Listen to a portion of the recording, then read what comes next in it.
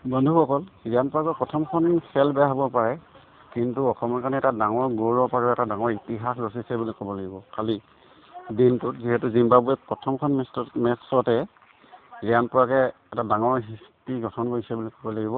গোটেই অসমবাসীৰ বাবে বা গোটেই অসমৰ ৰাইজৰ বাবে তেওঁ যিখিনি কষ্ট কৰিছে সেইখিনি কষ্ট আপোনালোকে বুজিব লাগিব। আপোনালোকে এটা কথা চিন্তা কৰক, বহুতে ট্ৰল কৰি আছে, মানি ল'লোঁ। আপোনালোকে তেওঁক উৎসাহ বহুতে দিব নোৱাৰে বাৰু, সেইটো কেপাচিটি চবৰে নাথাকে, কাৰণ চবৰে মনবোৰ বেলেগ বেলেগ ন।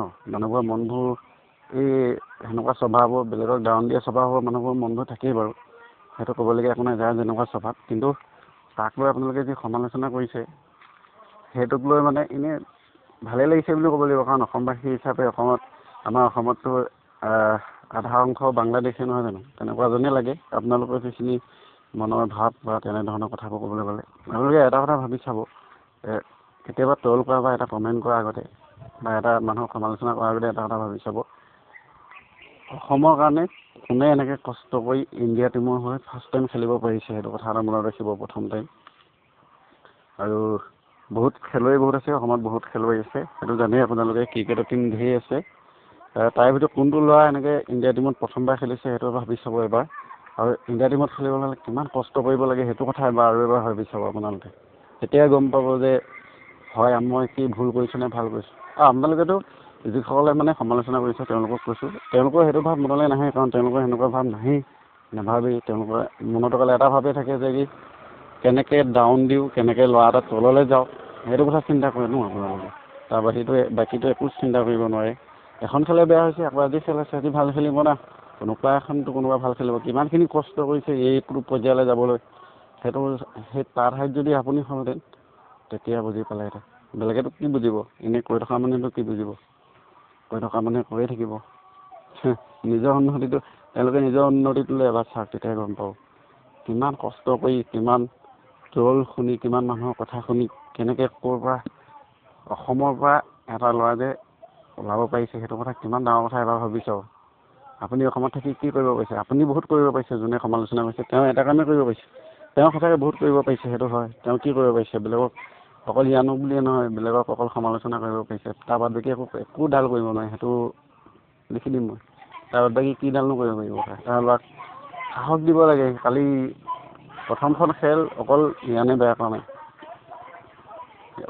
ৰিংকু সিং সদায় খেলি থকা প্লেয়াৰ, ফিনিচাৰ প্লেয়াৰ। ৰিংকু সিঙৰ 0 এটা হৈছে, ভালদৰে চাই ল'ব। ডিপজুৱেল কেপ্টেইনে কেনেকুৱা খেলিছে সেইটো চাই ল'ব।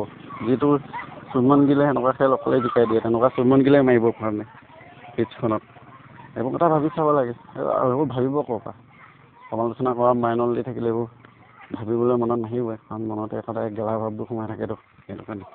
গতিকে কথাবোৰ তেনেকৈ অসমত থাকি অসমৰ লগত ট্ৰল কৰিলে বেয়া লাগে। গতিকে ৰিয়ানে আপোনালোকে কমেণ্ট কি দিয়ে যে কি ৰিয়ানে শিকিবলগীয়া বহুত আছে, সেইটো হয়, শিকিবলগীয়া বহুত আছে, সেইটো ময়ো মানি লৈছোঁ, শিকিবলগীয়া বহুত আছে। কিন্তু তাতকৈ আপোনালোকে অসমৰ হৈ নিজৰ মানুহক কেনেকৈ ব্যৱহাৰ কৰিব লাগে, কেনেকৈ সমালোচনাৰ পৰা কেনেকৈ কোনটো দৃষ্টিয়ে চাব লাগে, সেইটো শিকিবলগীয়া আপোনালোকৰ বহুত গুণেই বাকী আছে মোৰ মতে। মোৰ বাৰু একো নাই, মই একোৱেই নাজানো, কিন্তু কথাটো কৈছোঁ। আৰু যে সমালোচনা কৰিছে ভালেই কৰিছে আপোনালোকৰ, কাৰণ নিজৰ দক্ষতাটো দেখা দিছে আপোনালোকে যে কিমান পাৰে, কিমান জানে আপোনালোকে। গতিকে আশা কৰোঁ পিছলৈ ৰিয়ানক ছাপোৰ্ট কৰিব বুলি, কাৰণ বহুত মানুহ তেনেকুৱা দেখিছোঁ। কিন্তু ৰিয়ানে এইবোৰ প্ৰত্যুত্তৰ দিবই, সি বেটেৰে দি মানুহৰ কথা নকৰে। কোনে আপুনি যিমান তাক লৈ সমালোচনা নকৰে, সি কেতিয়াবা ৰিপ্লাই দিছে নি আপোনালোকে সমালোচনা কৰিছে? নিউজ চেনেল গৈছে, সি তেতিয়া কৈছে, যেতিয়া IPL ভাল খেলি আহিলে তেনে নিউজ চেনেলত কি কৈছিলে আপোনালোকে নিউজটো চালে গম পাব। যেতিয়া বোলে মোৰ যেতিয়া 2টা ছিজন বেয়া হৈছিলে তেতিয়া আপোনালোকো অহা নাছিলে, মোৰ দেউতাই এয়াৰপৰ্টলৈ আহিছে, আমি দুটাই মনে গুচি গৈছোঁ বুলি কৈছে, কিন্তু এতিয়াহে আপোনালোকে আহিছে বুলি কৈছে। সি সেনেকৈ কথা কয়, সেইটো এটা এটিটিউড নহয়, এটা মনৰ সুখ হয়। গতিকে ভাবি চাব, কথাবোৰ কোৱাৰ আগত ভালদৰে বুজি চাব।